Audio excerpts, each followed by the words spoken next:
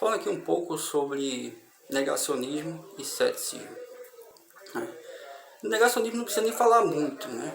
Que é aquela pessoa que nega tudo, independentemente que haja uma verdade ou não, ou provas concretas ou provas empíricas testáveis, através de maneiras observáveis, né?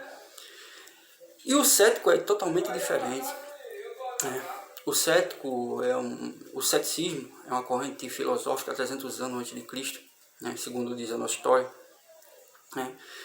De que defende que qualquer conhecimento humano é incapaz de chegar à verdade, né? Trazendo para o nosso tempo, é a defesa da dúvida, a defesa do exame, a defesa do questionamento. Porque isso é nato do ser humano. O ser humano, ele nasceu para questionar, ele nasceu para duvidar, ele nasceu para examinar. Então, quando esse termo é ressignificado, ou é abolido, né, diga-se de passagem, né, o ceticismo está sendo abolido e está transferindo, né, está sendo definido como negacionismo. Mas isso é de maneira intencional ou não? Creio que 90% seria de maneira intencional, porque ele quer depreciar o cético, né? Porque questionar a ciência, isso é muito antigo, diga-se de passagem.